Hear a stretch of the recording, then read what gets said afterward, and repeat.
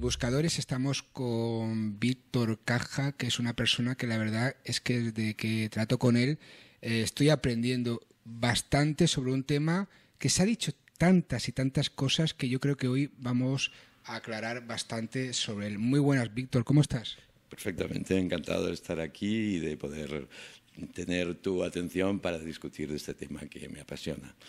Y bueno, yo creo que a la mayoría de buscadores le apasionará este tema porque ante todo vamos a ver, tú estás así ataviado porque tienes una especialidad, eres médico, pero ¿qué especialidad tienes? Soy traumatólogo desde hace 30 y tantos años, he perdido la cuenta. Pero hoy no nos vas a hablar de traumatología específica con gente normal, entre comillas, sino de un caso muy concreto, un caso histórico que estás estudiando y que traes nuevos aportes a lo que ya se ha dado hasta el día de hoy. Sí, ciertamente voy a hablar sobre el tema de la Sábana Santa desde un punto de vista exclusivamente médico y deseo científico. La idea es aplicar mi experiencia, mi conocimiento sobre las lesiones a este tipo de lesiones que se han descrito en muchas ocasiones y ya desde hace 100 años que hay un interés médico por el tema. Y en concreto, ¿qué nuevos aportes traes y hasta lo que se ha dicho al día de hoy sobre el tema de la Sábana Santa? ¿Qué se puede llegar a decir? Esto no está bien dicho o esto no está concretado, o en este caso en específico se ha intentado dar un nuevo aporte a cosas que no son como realmente se ve ahí, porque es algo que se ve y tú desde tu punto de vista específico de la medicina nos va a hablar. Otros quizás le han hecho más desde el punto de vista de su creencia y en este caso es algo físico, no se trata de creencias, ¿no? Exacto.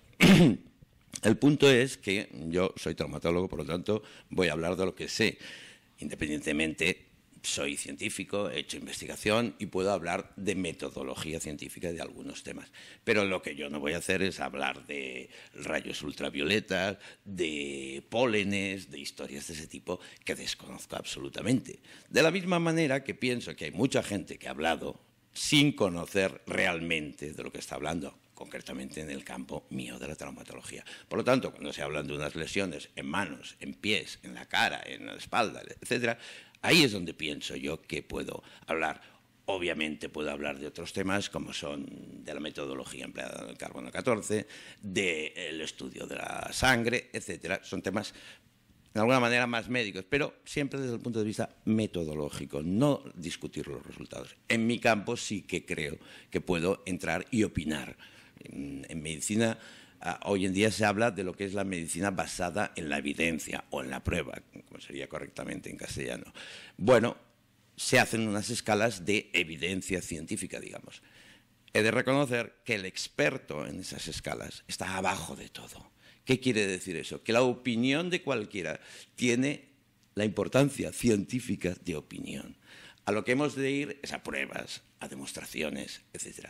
Por lo tanto, hablar de mi opinión, lo que yo creo, porque tal y cual, no sé qué, es siempre peligroso. Y yo si estoy criticando esto, precisamente en lo que no quiero caer es en eso. Que me disculpe la audiencia si en algún momento caigo en eso, porque eso, ya digo de entrada, que es lo menos científico que existe. Y claro, bueno, vamos a entrar ya en el tema. ¿Qué cosas has visto a través de tu estudio que ya hay un trabajo por ahí que ya hablaremos próximamente cuando salga, un trabajo en libro que la gente podrá leer y que podrá apreciar en imágenes estos nuevos aportes, pero en concreto, ¿qué has visto tú que hasta el día de hoy se está dando de una manera o se está difundiendo de una manera, y curiosamente, como tú estás diciendo también por gente teóricamente especialista, que no es la correcta? Bueno, ahí sinceramente he encontrado, a medida que he ido progresando en el análisis, he ido encontrando cada vez más cosas, sorprendentemente, y bueno, como resulta que hace tantos años o 100 años que se estudia y de pronto empiezan a salir cosas nuevas, como puede ser que todo el mundo se haya equivocado antes. No, no creo que sea eso. Lo que me parece que es que no se han interpretado correctamente por la gente que debía interpretar. Hay determinadas lesiones. Yo sé que se me va a criticar por lo que voy a decir, pero, por ejemplo, los forenses, para mí, son los médicos generales de los muertos. Pero una lesión de una mano la tiene que valorar un traumatólogo. En ese sentido es donde yo quiero incidir, ¿no? Entonces, obviamente, lesiones o el conocimiento que se tenía de las lesiones en los años 30, me refiero a 1930, que es cuando empieza seriamente la interpretación anatómica de la sábana santa, y los conocimientos actuales son muy diferentes. Sin embargo, las ideas de los años 30 siguen perdurando y son las que más difundidas están. ¿Por qué? Porque obviamente hay, lo que se puede decir, unos canales por los cuales fluye la información. Y hay canales que fluyen más fácilmente que otros.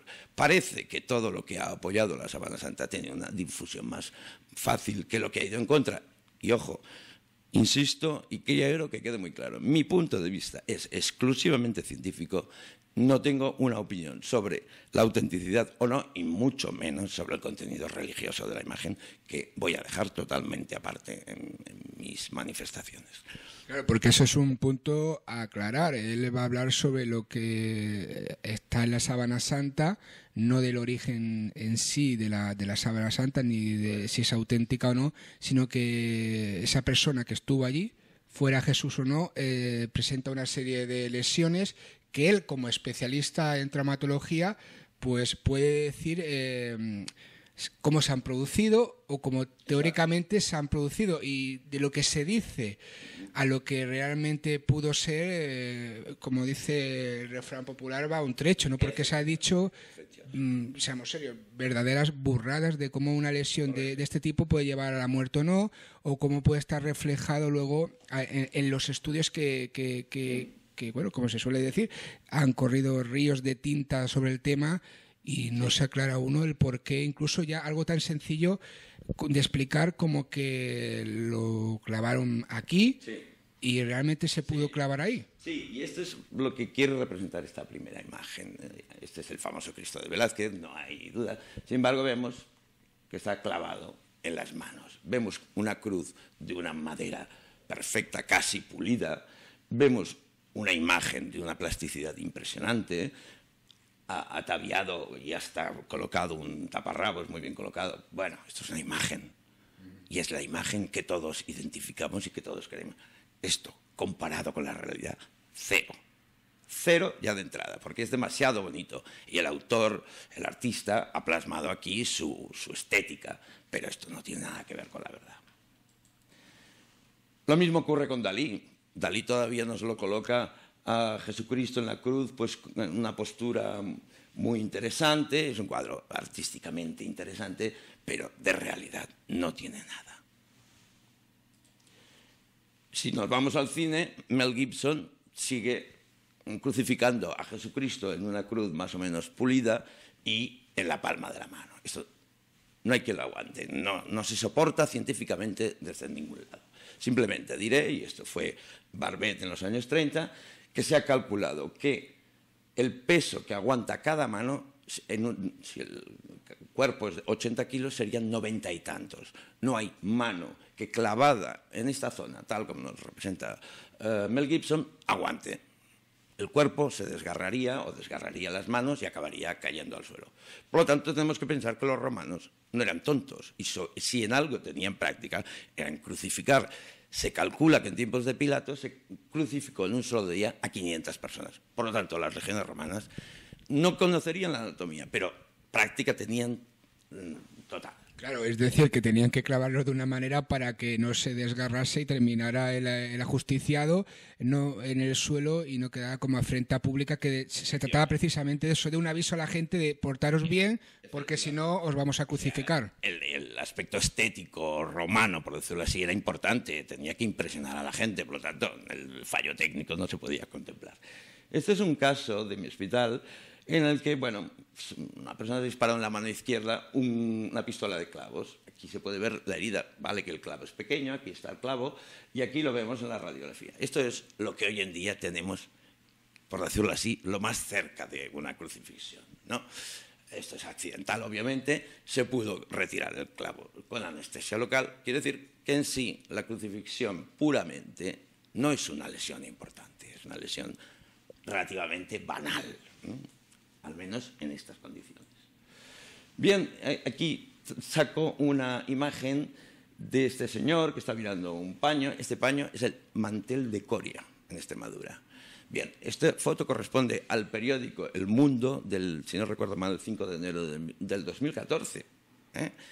Este señor es John Jackson. John Jackson fue el que capitaneó la STURP, que es el conjunto de especialistas más importante que en el año 78 estudiaron la sábana santa en Turín, y que llega a la santa conclusión de que el mantel de Coria y la sábana santa se hicieron a la vez.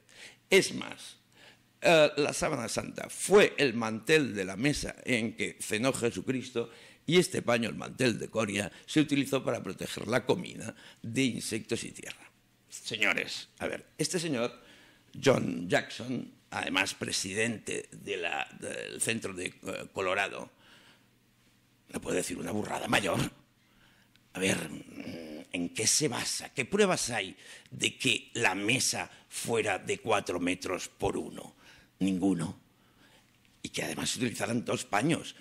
Yo realmente me quedo sorprendido. Y hay una figura que nadie ha hablado, que es la de José de Arimatea. José de Arimatea para mí es un fenómeno. ¿Por qué?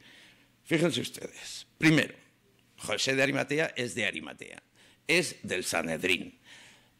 Tiene casa en Jerusalén, donde tiene un cenáculo en donde cabe una mesa de 4 por 1, que curiosamente coincide con la disposición de la Santa Cena de Leonardo, que utiliza un mantel de lino carísimo para aquel tiempo y después lo cubre con otro. Aporta la comida de la última cena, aporta la vajilla, y después, cuando muere Jesús, se va a Pilatos, pide el cadáver, lo descuelga, tiene una sepultura no utilizada, aporta no sé cuántos kilos de aloe y mirra para embalsamar el cuerpo, etc.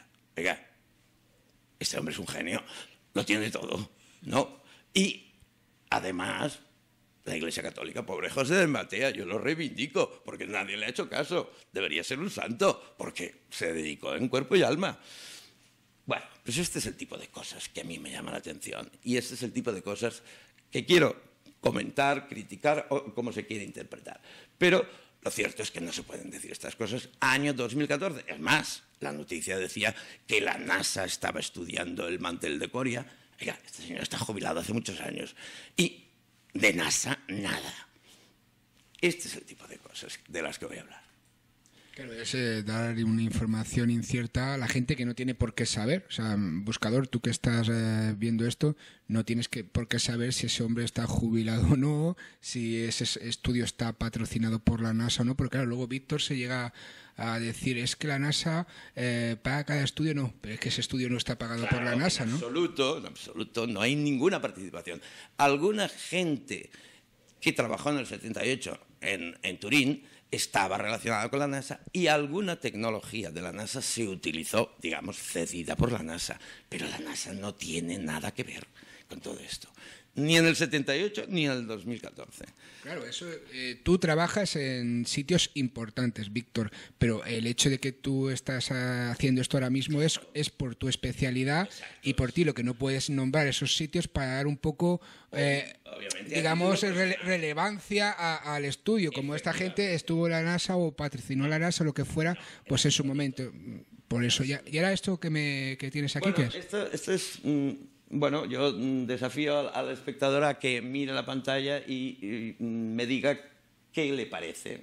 Bueno, pues obviamente son 3 círculos negros, ni más ni menos. A mí me recuerda a mi perra. Tiene la carita así. Esto es lo que se llama en psicología pareidolia. ¿Qué es una pareidolia? Una pareidolia es que cuando nosotros vemos algo, percibimos algo, lo percibimos en base a nuestra experiencia. Por lo tanto, si yo veo una silla, un ordenador, está en base a que yo antes he visto sillas, ordenadores y lo interpreto en ese sentido. Yo creo que esto ocurre con la Sábana Santa. O sea, cada uno ve lo que, no diré quiere, pero sí puede ver. Y esto es muy importante. Entonces, si intentamos mirar la Sábana Santa sin caer en la pareidolia, veremos otras cosas. Y eso es lo importante, ¿no? La visión científica ha de intentar separar todas esas experiencias previas, ser frío, ir a la imagen propiamente y no a lo que yo quiero ver. Claro, ver lo que hay y no lo que uno quiere ver. Exacto. Eso es muy importante. Exacto. Bueno, esta es la Sábana Santa, ¿no? En principio esta es la Sábana Santa en positivo, que es cómo se ve, digamos, la imagen pura y dura, ¿no? Fundamentalmente, para quien no lo sepa, pues es la imagen frontal y dorsal. En principio aquí están puestas en paralelo, pero digamos que estarían originalmente en serie, con una serie de lesiones en el propio tejido debido a quemaduras, el paso del tiempo, pliegues, etc. Bueno, esta es la imagen, esto es con lo que hay que trabajar para mí, o por lo menos desde el punto de vista anatómico. Y esto es con lo que yo he trabajado para obtener una serie de conclusiones. No sé si se han fijado, pero las manos del crucificado de Jesucristo, digamos, están cruzadas. Sin embargo, este famoso comunicador ve las hemorragias en las 2 manos. Esto no se puede consentir. O sea, hay que ser serios. Yo no puedo ver lo que no veo. Yo supongo que sí, que hay una hemorragia tapada por la otra mano, pero yo no puedo hacer una representación de este tipo y decir que la he visto. Este es el gran problema. Y cuando hablo de ser científico y serio, me refiero a esto, ni más ni menos. Por ejemplo, hablemos de la sangre. La sangre, hay unas manchas de sangre características que tienen mucho impacto visual, etc. Se dice, hay quien dice que hay sangre arterial y venosa. Señores, vamos a ver, un momento. ¿Cuál es la diferencia entre sangre arterial y venosa? Pues el contenido de oxígeno. La sangre arterial está prácticamente saturada al 100%, 90 y tantos, de oxígeno. La sangre venosa tiene menos oxígeno. Por lo tanto, si yo no mido el oxígeno de la sangre, yo no puedo saber si es arterial o venosa. ¿Cómo lo podría saber? Pues porque el sangrado arterial y el sangrado venoso son diferentes. El sangrado arterial, cuando yo como cirujano corto una arteria, aunque sea pequeña, lo que me sale es un chorro de sangre, un chorro pulsátil, que va lanzando, en principio, pequeñas gotitas. Muchas veces lo he visto, es muy fácil. Los regueros son lineales y de pequeñas gotas. La sangre venosa no, la sangre venosa rezuma, es más oscura de color. También la sangre arterial es más roja. Por lo tanto, diferenciar en la Sábana Santa sangre arterial y venosa, si no es por la formación de los chorros, imposible. Sangre, se habla de sangre pre-mortem y sangre post-mortem. De acuerdo, pero ¿qué ocurre en la Sábana Santa? Parece ser que se limpió el cuerpo. Por lo tanto, hablar de sangre pre-mortem ya es complicado. La sangre pre-mortem en un crucificado además estará referida a la gravedad, seguirá las leyes de la gravedad. La sangre post-mortem no. Entonces, podemos diferenciar sangre pre-mortem de post-mortem porque siga un trayecto paralelo a la gravedad. Y finalmente el grupo sanguíneo. Se ha hablado mucho del grupo sanguíneo de la Sábana Santa. Se ha analizado la sangre, se ha visto que es sangre humana y se ha dicho que es del grupo AB. Y esto se ha utilizado como prueba de autenticidad. ¿Por qué? Porque la sangre AB predomina en el grupo de los judíos o en el Medio Oriente. Cierto. Pero si vamos a la verdad de los hechos, es que la sangre AB es un 5%. En los grupos étnicos en que es más alta la proporción AB es 5%, incluso en los judíos. Por lo tanto, no apoya el hecho en sí. ¿Qué es lo que ocurre? Que sangre antigua, y toda la sangre antigua se degrada y tiende al tipo AB. Por lo tanto, el hecho de que la sangre sea AB no es ninguna prueba objetiva de nada, absolutamente. Hay quien dice que el grupo AB surgió por mutación espontánea hace 1500 años. Si esto fuera así, la sábana santa no es la que envolvió el cuerpo de Jesucristo. Y muchas veces, cuando se utiliza el asunto del grupo AB, los sindonólogos se paran ahí y no dicen más. Hay quien dice que es más antigua la sangre AB. Puede ser, yo no lo sé, y la literatura científica no apoya ni da una fecha concreta. Simplemente se ha relacionado con los grupos sanguíneos. Hay un autor, esos estudios que hay entre grupos sanguíneos y alimentación, que habla de mutación espontánea hace 1500 años. Tengo mis dudas. Lo que sí es cierto es que muchos análisis de sangre, de momias, etcétera, dan una proporción de ABs superior a la de la humanidad, ¿no? Por lo tanto, se sabe que la sangre AB se degrada con el tiempo, cualquier tipo de sangre, mejor dicho, se degrada con el tiempo a sangre AB. Por lo tanto, hasta que no podamos, o se pueda, no yo, hacer análisis de ADN y confirmar por el estudio de ADN, si es que esto fuera posible, que es sangre B, no lo podemos afirmar todavía. Hay, por ejemplo, sabemos hoy en día el grupo de Tutankamón. Tutankamón era del grupo A. Los estudios son complicados, pero se pueden realizar. Los hematólogos dicen que es probable que sea sangre B, pero ni lo afirman seriamente.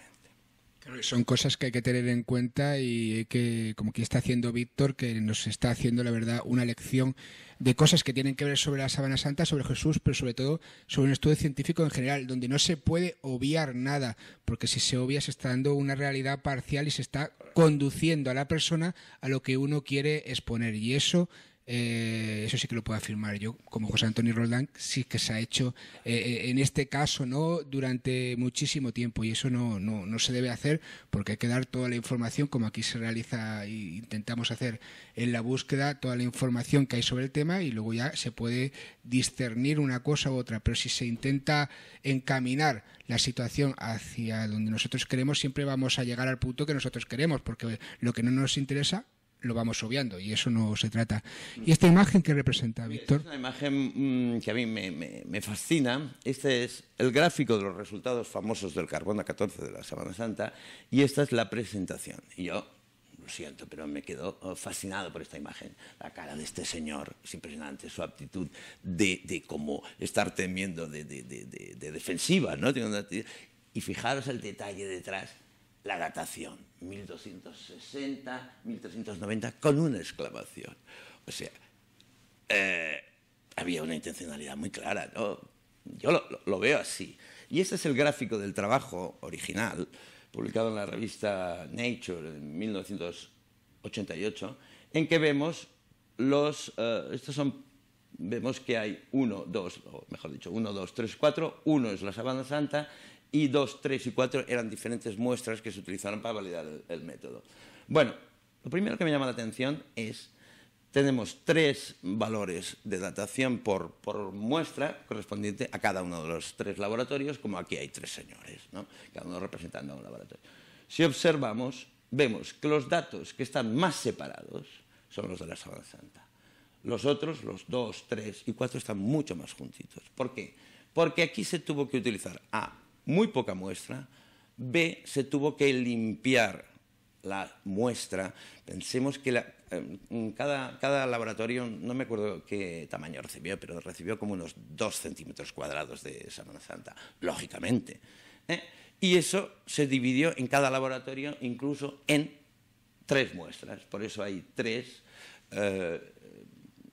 esos son los 3 laboratorios. Cada laboratorio hizo su media con esas 3 muestras. Bueno, por eso. Pero cada laboratorio utilizó una técnica de limpieza de la muestra diferente. Y ahí está el problema. Yo creo que la dispersión es debida a que para esa muestra cada laboratorio utiliza una técnica. Eso desde el punto de vista metodológico está muy mal hecho, para empezar. Segundo, cogen y hacen la media de estas 3 dataciones. La media de la media no existe en estadística. Eso es un error. Entonces, por eso presento. Por lo tanto, yo creo que se llega a esa fecha por la necesidad de decir, de aquí a aquí puede ser. pero no porque científicamente sea correcto. Lo que quiero decir con esto simplemente es introducir el hecho de que se hizo muy mal la datación. Y parece mentira que la Iglesia Católica cayera o picara el anzuelo. Yo creo que fue o porque estaba mal aconsejada o porque tenía una seguridad total en los resultados. Pero lo cierto es que fue un chasco grande, y que se dirá, bueno, pero esto no quita los aspectos religiosos y de fe. Obviamente no tiene nada que ver, pero sí que fue. Quizás la Iglesia se quedó más al lado, pero los medios sindonológicos empezaron a crear teorías extrañas de si es que han pagado 1 millón de libras esterlinas a los científicos. Señores, seamos serios. Quien dirigía toda la operación era un señor del Museo Británico. Son 3 laboratorios serios. Que se equivocaran metodológicamente puede ser, pero no creo que fueran comprados y alteraran los resultados. Esto es lo que yo creo, sinceramente. A partir de ahí ha habido 1000 teorías, que si el polen, que si resulta que era un zurcido invisible, etcétera, etcétera. No lo sé, se me escapa, por lo tanto no voy a entrar. Bueno, pero son puntos que están dentro del contexto de tu estudio, ¿no? Y por eso lo estás comentando, para que la gente vea también que los estudios científicos, que algunos dan por cierto y que no son irrefutables, pues tienen sus incoherencias, de hecho, bastantes incoherencias. ¿Y ahora qué nos vas a presentar? Ahora ya nos vamos metiendo un poco más en el tema directamente. Hay un estudio del año 99, Fanti, que hace una reconstrucción tridimensional y llega a la conclusión de que la altura del cuerpo de la Sábana Santa era de 174 centímetros más menos 2. Previamente se había dicho que era un hombre robusto, una altura superior a los 180 centímetros. Como el propio artículo dice, si fuera así, siendo la media de estatura sobre el 1,70, podemos decir, en Israel en aquel tiempo, no hubiéramos necesitado el beso de Judas para señalar a Jesucristo, porque todo el mundo lo conocería, porque sería el gigante, por decirlo así, comparado con la población.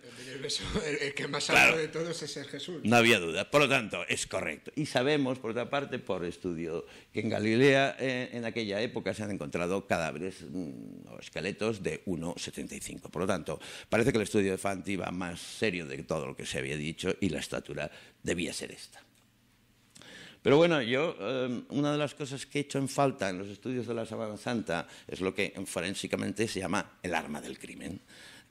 Bien, entonces, ¿por qué? Porque los forenses pueden saber hoy en día el calibre del arma que ha disparado a un cuerpo por el tipo de lesión que produce. Aquí ocurre exactamente lo mismo, y esto no se ha tenido en cuenta nunca, que yo sepa.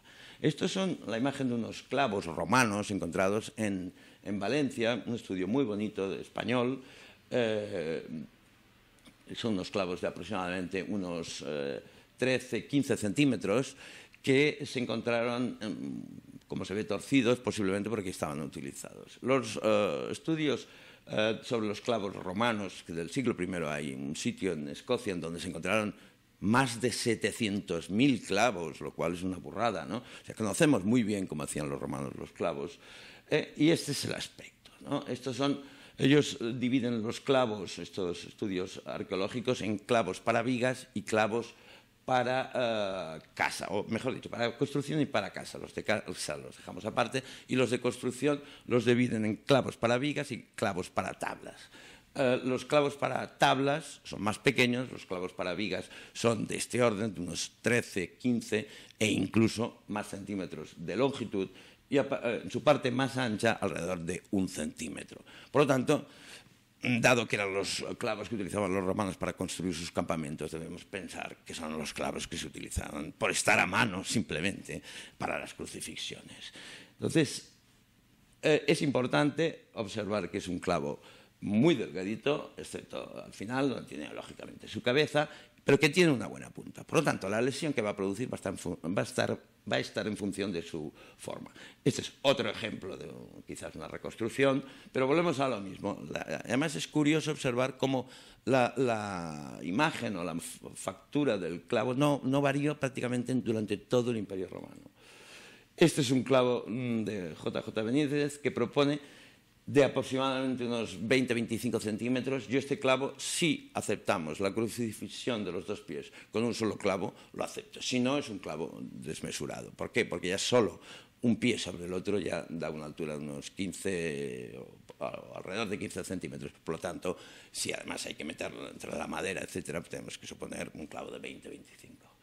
Bueno, esta es la imagen que comentaba de las manos. Esta es la imagen directa. Ahora veremos una imagen de lo que se llama el negativo o el invertido. Esto es lo que podemos hablar. Toda la información está aquí, no hay más. No nos inventemos nada, no veamos lo que no vemos. Esta es la imagen invertida, que se ve mucho mejor. Aparecen 4 dedos de una mano, 4 de la otra, luego hablaremos de los pulgares y una mancha de sangre. Esta es toda nuestra información. A partir de aquí tenemos que deducir muchas cosas. Y se puede. Bueno, esta es una imagen un poco comparando la radiografía de una mano con la imagen de la mano superior, ¿no? Bueno, partiendo de ese análisis podemos analizar los diferentes segmentos óseos, desde la tercera falange, segunda falange, primera falange, el metacarpo y el carpo. Vemos que la imagen de la sangre está centrada sobre el carpo, hay poca duda, ¿no? Parece ser, tengo mis dudas porque toda interpretación genera interrogantes, si es este el agujero de entrada o es este de entrada o de salida, porque luego hablaremos también de esto, ¿no? Pero en principio yo creo que ya solo con esta imagen podemos descartar la crucifixión en la palma de la mano. Esta es una imagen que no es mía, la imagen de los años 30 de Barbet. Y quiero llamar la atención sobre el tipo de clavo que utiliza Barbet en sus estudios. No tiene nada que ver con el clavo que hemos visto. Por lo tanto, la teoría más fuerte que existe hoy en día sobre cómo se hizo la crucifixión está basada en un error metodológico. El tipo de clavo. Simplemente por eso ya podemos ponerlo en duda. ¿Qué nos dice Barbet? Barbet, utilizando ese clavo y esa radiografía, dice que el clavo se colocó a través del espacio de Destot. Y yo, con 30 y tantos años de experiencia traumatológica, no sabía lo que era el espacio de Destot. Tuve que buscarlo, etc. ¿Por qué? Porque es una cosa anticuada, es una descripción de un espacio que realmente queda entre unos huesos en el carpo, pero que Destot lo describió en los años, me parece que es 1912, por ahí, pero que ya no tiene vigencia. Y ha quedado, es un término que ha quedado exclusivamente en los medios sindonológicos. ¿Por qué? Porque hay aquella necesidad de cumplir la profecía y no le rompieron ningún hueso. Bueno, bien, yo no sé qué conocimientos anatómicos tenían los evangelistas cuando escribieron los evangelios, pero creo que el carpo no se describió como tal hasta el Renacimiento. Posiblemente fue Leonardo, no lo sé con toda seguridad, pero por ahí está. Con lo cual, la posibilidad de comprender si era romper un hueso o no era romper un hueso, meter un clavo en el carpo, para mí es bastante difícil.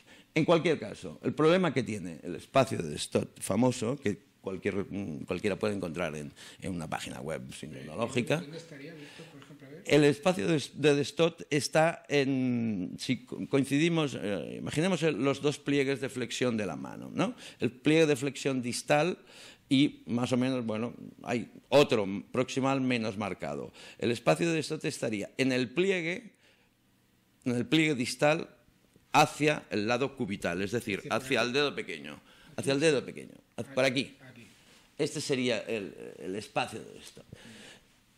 Ya digo, Barbet tiene la necesidad, mejor dicho, cuando él hace sus pruebas anatómicas y pone sus clavos, los clavos, dice, se me desvían al espacio de Destot. Pero claro, ya hemos visto qué clavo utilizaba, un clavo más bien romo, ancho, sin punta. En eso basa. Y después dice otra cosa interesante, que es que ahí se lesiona un nervio que es el nervio mediano. Como hemos visto antes, faltan los pulgares en la imagen de la sábana santa. Barbet atribuye la ausencia del pulgar a que se toca el nervio mediano y eso produce una contractura del dedo pulgar en el interior de la palma de la mano. Imposible. Yo en 30 años he visto lesiones del nervio mediano, jamás he visto un pulgar incluido en la mano. Es más, si se lesionara, aunque solo fuera reflejamente y parcialmente el nervio mediano, se producía todo lo contrario. El nervio mediano más bien es responsable del movimiento de oposición del pulgar, por lo tanto, si está lesionado, no habría tendencia. Eso coincidiría más con lo que se llama una lesión espástica, es decir, todos lo conocemos por los ictus cerebrales. En esos tipos de lesiones sí que el pulgar puede estar incluido en la mano, pero no en las parálisis periféricas, que son flácidas, de características flácidas. Por lo tanto, esa idea de Barbet, que quiere explicar lo que otros habían dicho anteriormente, que era la amputación del pulgar en ambas manos, no, dice, no es una amputación, es la retracción del pulgar entre la palma. Falso desde el punto de vista anatómico. Esta es la imagen que corresponde a la técnica descrita o la posición descrita por Barbet. Y este es un cadáver crucificado por Barbet utilizando el espacio de Stott, que demuestra claramente que sí, es cierto, el cadáver se aguanta crucificado si se hace en el espacio de Stott. Detrás viene Zugibe. Zugibe es un autor americano-canadiense que describe, este sería el espacio de Stott, ahí entre esos huesecillos, este sería lo que él describe como la área Z, porque busca una explicación a lo que han representado la iconografía clásica, es decir, la crucifixión en la palma de la mano y el que aguanta el cadáver. Y dice, no, la crucifixión se produjo en el área Z, porque de esa manera tenemos un resultado estético como en los cuadros, por decirlo así, y tenemos una situación mecánica correcta. Bueno, el problema es que si ya es pequeño el espacio de Stott, el espacio o la área Z de Zugibe todavía es más difícil de encontrar. Y es poco probable que los legionarios romanos tuvieran la habilidad de encontrarlo. Volvemos, por lo tanto, a la misma situación, a la misma trampa dialéctica de él, y no le romperán ningún hueso. Pero porque los legionarios romanos iban, como se dice aquí en Cataluña, per feina, por trabajo. Ellos, con la práctica que tenían en crucificar gente, como se ha quedado demostrado, y eso nadie lo puede discutir, ya tenían una práctica, es que si le ponemos el clavo, el tal sitio se mantiene de tal manera y punto. O sea, no sé que si espacio de stop, que si área Z, eso no se fijaban porque ni se sabía que existía ni nada. Ellos iban con algo práctico que repetía, por desgracia, en cientos de ocasiones. Efectivamente. Bueno, esta es una representación de la área Z, y esto es un cuadro clásico de Trigueros que representa un poco la situación. Y este sería el punto de salida que se quiere hacer coincidir con el punto, ya digo, que en principio es dudoso en la imagen de la sala. Finalmente, la graña nos propone esta otra área. Aquí tenemos el espacio de Stott, que se ve muy bien, ese pequeño espacio, el área Z de Zugibe, y la graña que viene a proponer otra área que sería como el espacio de Stott, pero más del lado radial. Este es el radio y este es el cúbito, con lo cual explicaría la lesión del mediano. Pero volvemos a la misma situación, ¿no? No creo que aporte nada especialmente. ¿Qué creo yo? Pues mi opinión, aquí tenemos el área Z, el área de la graña, el espacio de Stott, y quedan todavía como posibilidades, algún autor ha mencionado, proximal a la articulación radiocubital, que aquí hay unos potentes ligamentos que aguantarían, y yo propongo la posibilidad de que fuera el propio radio, en el propio hueso, sin mayor problema. ¿Cuál es mi conclusión? Estudiando todas las posibilidades, yo hablo de una área de probabilidad, que es esta que está en el círculo, que incluiría las tres propuestas, pero en la que en el centro se encuentra el hueso grande. El hueso grande es el hueso más potente del carpo, más duro, por decirlo así, que se puede perforar perfectamente con un clavo con punta aguda. Yo creo que es muy fácil. Doblamos un poquito la mano, ya he dicho antes dónde estaba el pliegue distal de flexión, y si nos tocamos un poquito más abajo, 1 centímetro, encontraremos un área dura que es ni más ni menos que el hueso grande. Y esa para mí sería la localización segura y más práctica y reproducible, y con una marca, una guía, que sería el pliegue distal de flexión de la muñeca. Esa es mi propuesta. Este es un detalle de la mancha de sangre. Yo la he interpretado como formada por 4. área 1, que sería trasudado, no sería propiamente sangre, y sería más extensa y menos delimitada. El área 2, que se propone como punto de entrada o salida del clavo, y los dos regueros 3 y 4, que obviamente deberían seguir las leyes de la gravedad. Para mí, el reguero 3 parece ser anterior al reguero 4, porque creo que el cuerpo debió estar más en la posición de mayor efecto, de más verticalidad por la gravedad. Por lo tanto, tiendo a pensar que el 3 está más relacionado con la propia crucifixión y el inicio, la postura inicial, y el 4 con la postura definitiva y de muerte. Esto nos lleva a este pequeño análisis de una serie de ángulos que reflejan cada reguero, que nos daría, por relación a la situación del antebrazo, no de la mano, porque está un poco desviada la mano, nos darían la posición final del cuerpo. Yo creo que la posición final debió ser el reguero 4, que está aquí señalado en amarillo, y que, insisto, por relación a la vertical y a la posición del antebrazo, nos da la posición. Esto lo ampliaremos al final, porque hay una posibilidad de recomponer la postura en que estuvo en la cruz. Bueno, antes he dicho que no se veían pulgares, pero si uno es un poco crítico, aquí he puesto en amarillo esta raya que limita lo que es el segundo dedo, y vemos que hay, entre el amarillo y el rojo, hay algo. Para mí eso es el pulgar que se decía que no se podía ver o que estaba retraído en la mano. Hay algún estudio, Zugibe, que cita que si uno se relaja y se olvida de su mano y contempla la posición del pulgar, nos vemos que está prácticamente tapado por el segundo dedo. Solo vemos un pequeño reborde. O en los cadáveres, esa es la posición que habitualmente toma el pulgar. Por lo tanto, lo más probable es que no esté retraído el pulgar dentro de la mano, sino que esté ahí.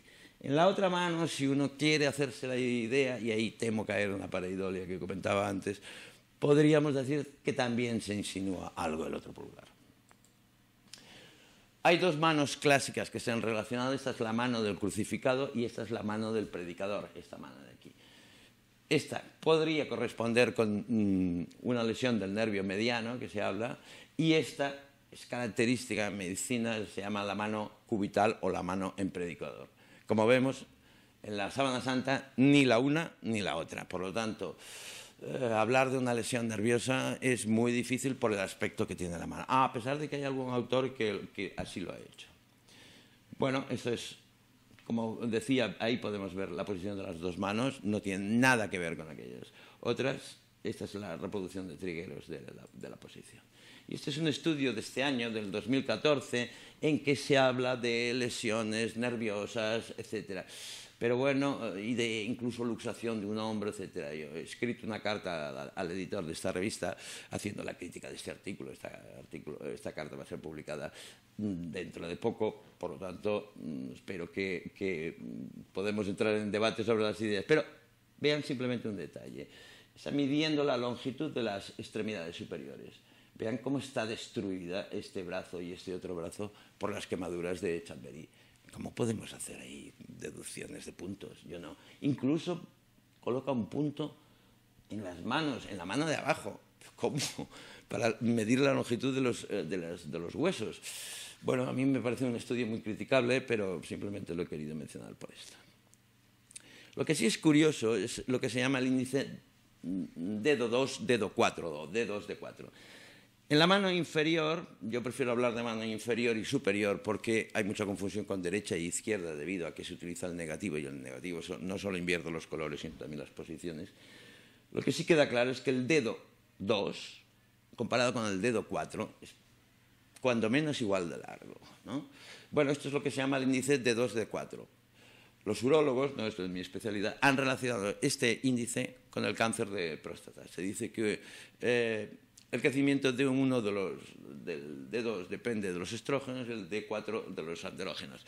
Y, bueno, esto es obviamente intrauterinamente. El crecimiento o quien tiene el dedo 2 más largo que el dedo 4, según un artículo, incluso es un estudio hecho en un hospital clínico aquí en Barcelona, pues tiene mayor tendencia a tener cáncer de próstata, y hay otro estudio que dice que es al revés. Bueno, el tema no está claro, pero sí lo que está claro es que el índice normal, que es 0,9, algo así, aquí debería ser cuando menos 1 en esta mano. Por lo tanto, es una curiosidad que tampoco se había descrito antes. Esta es una imagen mejorada de la sábana santa, sacada de internet, no está manipulada por mí, y lo que quiero hacer, o la quiero utilizar para el estudio de la proporción de los brazos, o mejor dicho, de los antebrazos, porque ya digo, los brazos y hombros están muy destruidos y es difícil decir. Se dice que este brazo, el de la mano superior, es más corto, o este antebrazo, mejor dicho, que el de la mano inferior. Bueno, esto es difícil decirlo, es difícil porque aquí hay un efecto proyeccional. Esto se ha utilizado como arma para demostrar la falsedad de la sábana santa. Yo creo que esto es muy difícil decirlo, que la postura es difícil. Y se dice que incluso la postura de las manos sobre los genitales, pues que, bueno, no se puede mantener porque si cualquiera de nosotros nos estiramos en el suelo e intentamos taparnos los genitales con la mano, los codos se quedan en el aire. Y eso es cierto, pero bueno, aquí se ve muy bien en esta escultura del profesor Miñarro, se ve muy bien cómo los codos tienen que quedar en el aire para tapar los genitales. Es cierto, pero tampoco podemos descartar que por una tendencia pudorosa de los enterradores de Jesús, pues le pusieran las manos sobre sus genitales para ocultarlos por pudor y que mantuvieran entonces los codos simplemente con piedras o con telas. No hay problema. Lo que sí es cierto, y luego hablaré en lo que falta en la sábana santa, es que sería interesante, y lo digo desde el mayor de los respetos hacia la figura de Jesús, sería interesante el hecho de haber podido ver los genitales, y estoy hablando desde el punto de vista exclusivamente anatómico. Esta es la imagen directa de los pies. Bueno, es una imagen muy complicada. Los pies a mí me han dado mucho trabajo, sinceramente, así como otros autores no les dan importancia prácticamente. Yo creo que se puede sacar, hay mucha información. Sobre todo de esta planta del pie derecho, que es la imagen más clara. Hay imagen prácticamente de los dos dorsos y de las dos plantas, esta es la otra planta, pero lo que realmente es útil es la imagen del pie derecho. Esta es una imagen de un crucifijo hecho por un escultor partiendo de la información de Barbet. ¿Por qué? Porque los cito, porque es interesante, porque el pie depende, la posición en que coloquemos el pie va a depender de cómo colocamos la rodilla y cómo colocamos la cadera. Por lo tanto, por ejemplo, para caminar, pues necesitamos la sinergia de cadera, rodilla y pie. Por lo tanto, si los pies estaban cruzados, como se afirma, esto implicaba una cierta postura de rodilla y cadera. Por ejemplo, aquí se ve muy bien cómo la rodilla izquierda, en este caso, está más alta que la derecha. Pues eso es porque estaba la extremidad más flexionada que la derecha. Y es la única manera en que se pueden colocar los pies en esa manera.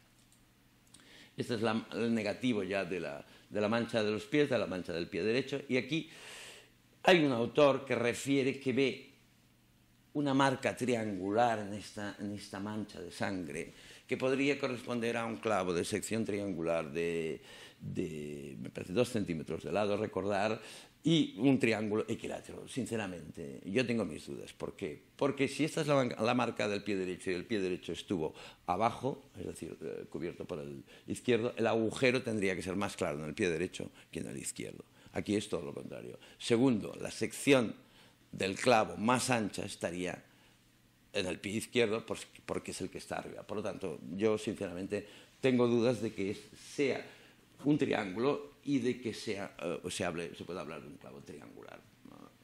Para mí quizás es otra pareidolia. Esta es una reconstrucción de la sombra de los pies y ahí tenemos la zona central, que sería la que correspondería a la hemorragia más importante, por lo tanto al agujero. Como vemos, luego hablaremos de esta otra hemorragia que tiene características muy interesantes. Si hacemos una medida de esa impronta, esa huella plantar, por decirlo así, lo que todos dejamos en la playa al caminar, ¿no? La medimos y la centramos en la mancha que comentaba antes, en su centro, y también medimos respecto al talón, nos da una proporción de 0,52. Bueno, pues vayámonos a una radiografía en que se vean las partes blandas, aquí se ve la piel, el contorno de la piel, y transportemos esas mismas medidas. ¿Qué punto nos da? Pues muy posiblemente en el tarso.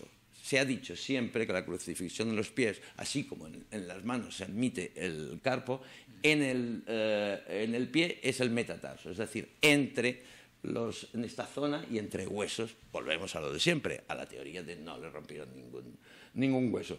Pero vemos que el punto más bien coincide, y yo soy partidario de creer que si en las manos se utilizaba el carpo, ¿por qué habría que utilizar el metacarpo en los pies? No. Por lo tanto, pienso que la crucifixión se realizó en el tarso. Esta es la imagen posterior de la síndone o sábana santa, y aquí la saco porque es muy útil para hablar de la flagelación. ¿Qué ocurre en la flagelación? Se habla de aproximadamente unas 600 lesiones por flagelación. ¿Qué ocurre? Si estamos pensando en 600 lesiones por flagelación, debemos calcular, supongamos, 100 latigazos. Bueno, se ha demostrado que 100 latigazos en una espalda, aunque no sea humana, aunque no sea un modelo correcto, totalmente humano, destroza la piel, produce lesiones por estallido, por desgarro de la piel. Yo no veo ni una lesión de este tipo, no hay ninguna lesión. Son pequeñas lesiones que parece que corresponden al flagrum romano, de esas dos bolitas en que acaba el látigo, pero no hay ninguna lesión por destrucción en todo el cuerpo. Y observen cómo hay zonas lateralmente en la espalda en que no hay lesiones, claramente. Por lo tanto, 100 latigazos, 600 lesiones, deberían estar distribuidas más o menos al azar y de una forma homogénea. No debería haber áreas, por ejemplo, en el cuello tampoco hay, en la cara posterior del cuello tampoco hay lesiones por el flagrum. Me llama la atención. Y no hay desgarros. Sin embargo, hay muchas lesiones. Y si somos un poco suspicaces y empezamos, se ven bien las rayitas de cada latigazo, vemos que tienden al menos en el lado izquierdo a converger hacia un punto. Eso no me gusta, sinceramente no me gusta. Debería ser mucho más anárquico, haber más ejes en que se aplicaron los latigazos. No me acaba de convencer. Tampoco que no haya en el cuello. Lo que sí sabemos es que hay en las nalgas, por lo tanto, la flagelación se practicaba con el individuo desnudo, pero ya digo, hay una cierta convergencia. Si vamos, me he entretenido en reproducir estas líneas y vienen a converger en un punto más o menos por aquí, situado en las caderas. Eso es extraño, ¿no? Esta es la imagen anterior y aquí prácticamente no hay lesiones por latigazos, ¿no? Lo cual también es llamativo. Este es el rostro, el famoso rostro. Todos lo hemos visto 1000 veces y yo creo que a nadie deja indiferente, ¿no? Es una imagen potente, es una imagen, ya seas creyente o no lo seas, yo creo que es una imagen impactante, ¿no? Pero ahora intentemos quitarnos ese impacto de la imagen, ¿no? ¿Qué se observa? Primero, un rostro que no tiene ni una herida, porque esta herida ha sangrado desde arriba, y esto también, pero no hay ni una herida. Hay dos lesiones claras. Una es un hematoma en el pómulo derecho, que posiblemente corresponde a un puñetazo y es una lesión característica de los puñetazos, que tapa un poco el ojo, posiblemente hay una fractura del pómulo, del hueso malar, y un tabique nasal desviado, se ha dicho claramente. Pero volvemos a lo mismo, no es factible que se desvíe un tabique, que al fin y al cabo es una cosa elástica, sin que se produzca la fractura de los huesos nasales. Y ese es el problema de siempre. Se están describiendo una serie de lesiones, obviando que tiene que haber fracturas. Yo estoy convencido de que en esta imagen hay una desviación del tabique nasal, pero también creo que hay una fractura de los huesos nasales. Y después me llama la atención la limpieza de la lesión. Y repito, hay dos lesiones, pero no hay ninguna herida. La cara tiene una potencia como imagen brutal. Sin embargo, quiero llamar la atención sobre esta pequeña hemorragia de aquí en forma de 3, y si se utiliza la imagen positiva, hay otros que dicen en forma de epsilon, por eso 3 o epsilon da lo mismo. ¿Qué ocurre? Que es imposible que sea una lesión post-mortem. porque es imposible que se forme un flujo de sangre en forma de 3 si no hay movimientos de fruncir el ceño y movimientos laterales de la cabeza. A ver, si aceptamos una imagen limpia de la cara como producto de los cuidados del cadáver post-mortem, ¿cómo se ha formado la imagen del 3? No lo entiendo. Hay una contradicción importante. Y un hombre que, según describe la Biblia, ha recibido esos latigazos, luego la posterior corona de espinas y todo, al llegar a la cruz, porque se habla también de un trayecto que lleva el madero y todo, ¿realmente puede llegar vivo a la cruz? ¿Puede...? Desde mi punto de vista, no. Desde mi punto de vista. Es que es un punto también a tener en cuenta, porque ya lo que se cuenta anterior a la cruz ya es tan brutal. Efectivamente. Yo he hecho una estimación de las pérdidas hemáticas y he querido me he puesto un máximo y un mínimo para cada, digamos, parte de la pasión. Y después he hecho la media. Sé que es aproximado, sé que no hay ninguna base para poderlo decir, pero he calculado alrededor de 2.300 centímetros cúbicos de hemorragia, lo cual para una persona de 70 kilos es un tercio, perdón, casi la mitad, para una persona de 80 kilos es un tercio. Eso ya, solo esa hemorragia te coloca en shock. La escala de shock hay 4 grados. Esto te pone en un grado 3. Un shock de grado 3 es un shock que si no se actúa rápidamente va a ser mortal, va a pasar a grado 4. Por ejemplo, la tensión obviamente es inferior a 90, el pulso está disparado por encima de 120, la respiración es de 30-40 veces por minuto, hay una cierta confusión mental. Recordemos las palabras de Cristo en la cruz. Por lo tanto, obviamente ya se ha dejado prácticamente de orinar, se orina 5 centímetros cúbicos, 15 máximo a la hora, lo cual es una situación extrema.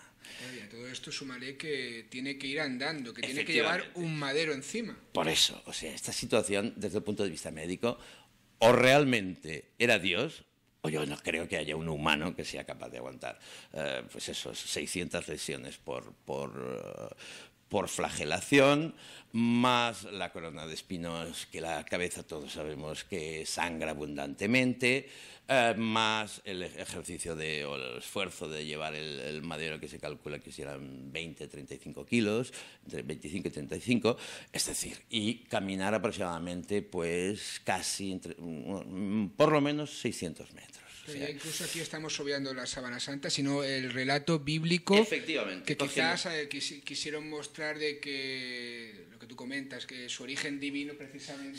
Es la única explicación. Que una persona así podría soportar todo ese tipo de barbaridad sobre su sabemos que los judíos aplicaban penas de flagelación de 39 latigazos.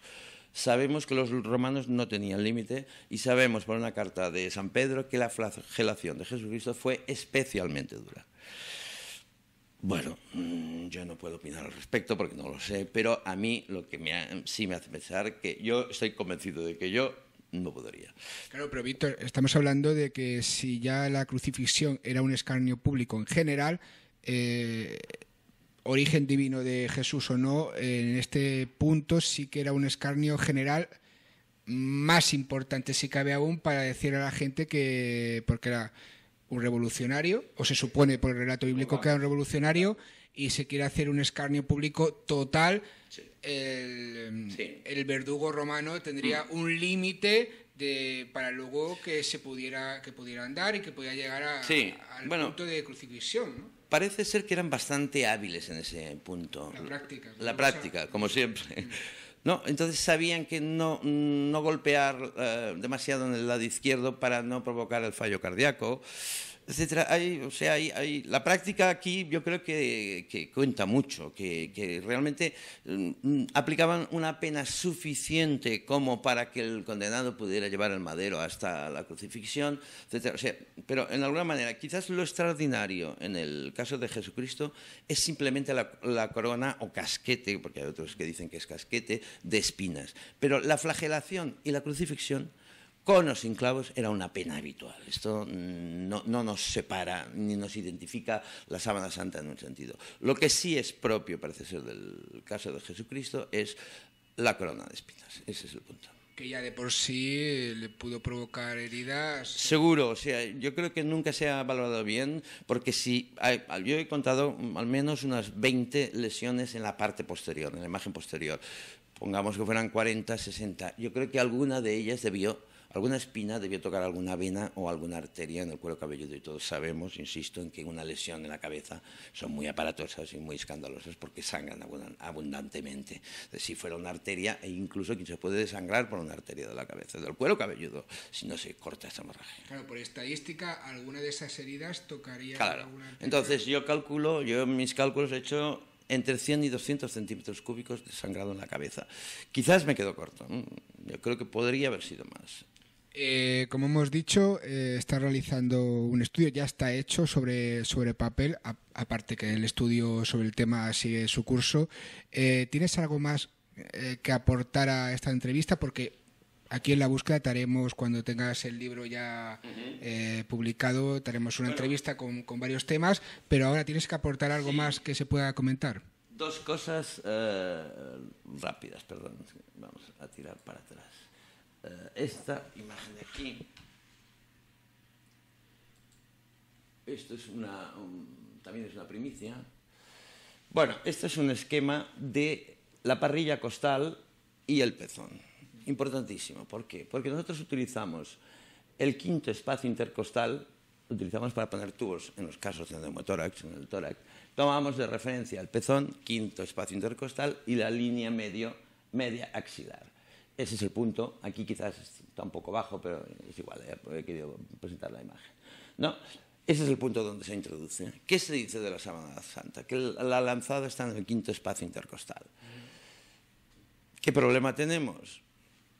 Que no se ven los pezones en la sábana santa, que nos daría la clave.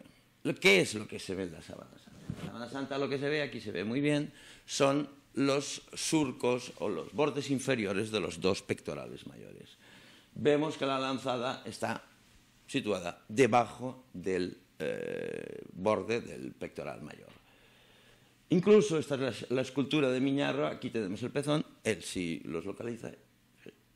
¿Dónde está la lanzada? De quinto espacio intercostal, nada.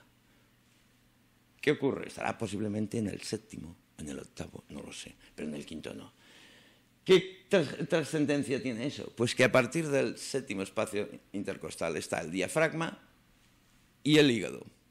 Por lo tanto, que la lanzada al instante hizo brotar sangre y agua, como se dice en los evangelios. Si la sábana santa representa la verdadera lanzada, imposible. Yo no lo sé, pero esa es la verdad. Otra cosa que me gustaría decir, bueno, estas son... ¿Dónde estás? Pero es que hay tantas cosas y tantos datos y tantos detalles en este estudio que por eso os recomendaba ese libro que saldrá próximamente, pero ahora vamos a intentar, ya llevamos bastante tiempo. Un momento, solo una última cosa, que es precisamente algo que nadie ha dicho también, que es lo que no hay en la sábana, lo que falta de la sábana santa. Ya he introducido algo, he hablado de la ausencia de imagen de los pezones. No tiene ningún interés demagógico o de organizar polémica. Es que el pezón sitúa el quinto espacio intercostal, por lo tanto la lanzada. Aquí yo no los veo, sinceramente. El ombligo, falta el ombligo. ¿Qué importancia tiene el ombligo? Pues que nos aseguraría que aquel cuerpo ha nacido, como todos nosotros, ha tenido un cordón umbilical y ha tenido una placenta. Las clavículas y las fosas supraclaviculares también faltan. Y después los genitales. Se observa muy bien que toda el área genital, a pesar de las manos, están desdibujadas. Con el mayor de los respetos, digo que tiene interés por un hecho, porque posiblemente Jesús estaba circuncidado. Si era una representación del siglo XIV, es muy raro que un cristiano estuviera circuncidado o que se dejara circuncidar. Entonces, ese es el interés que hubiera tenido el ver los genitales. Y por otra parte, para el artista, si es que fue una falsificación. Pues claro, es mucho más fácil falsificar sin que se vean los genitales, porque ahí tendrías que dibujarlos o reproducirlos de la manera que fuera circuncidado. Claro, porque ya que se hace para que se vea, también se diera el detalle bajo un estudio para que no se cayera que fuera una falsificación. Y como eso comentas, pues se ponen las manos así y ya se acaba el problema. Pues muchísimas gracias, Víctor Caja, traumatólogo y ante todo pues estudioso en este caso de la síndrome, y que nos ha aportado, por lo menos a mí, bastantes cosas interesantes y sobre todo detalles y datos, que es lo importante, y datos neutrales e imparciales que todo estudio científico tiene que tener. Quiero tenerte aquí en la búsqueda próximamente y ya cuando esté el trabajo en la calle, pues te traeremos. Muchísimas gracias. Gracias a vosotros y a la audiencia.